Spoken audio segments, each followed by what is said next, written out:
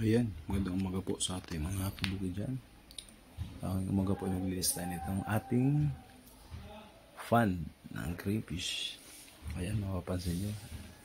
May mga laying tayo kasi ayan, laying or balat na yung ano ng saging, yung dahon na tuyo. Yan po ang nagsisilbing heights nila kasi kulang pa tayo sa budget na pang bili ng PVC.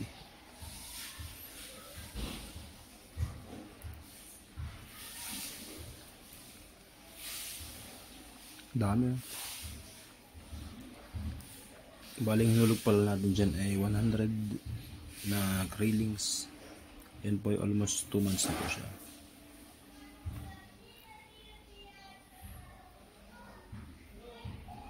Kita nyo naman ang liksi talaga ng mga alaga natin.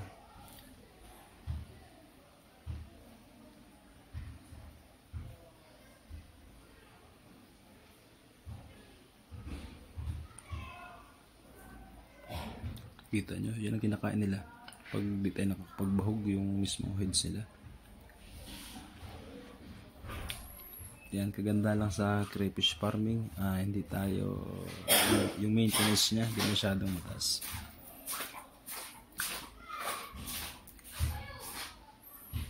Kumakain din po sila ng mga dahon. Talbos ng kangkong, kahit anong dahon, kinakain nila. Yung kalabasa, yan ang paborito nila.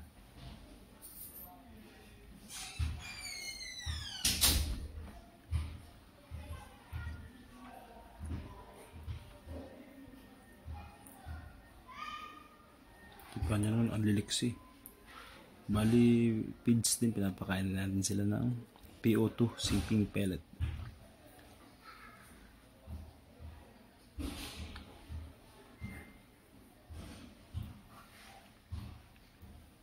Saan ka pupunta? Yan mga kabukid, almost 2 months na lang. Hintay natin, pwede rin sa garlic with butter. Sarap yan.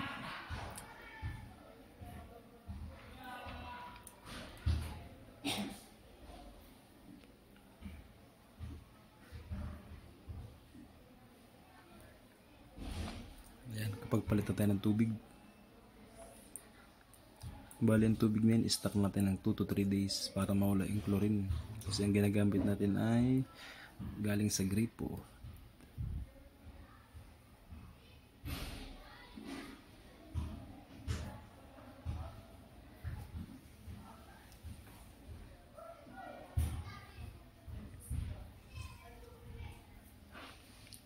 Ito na po yung mga kuha natin na crayfish.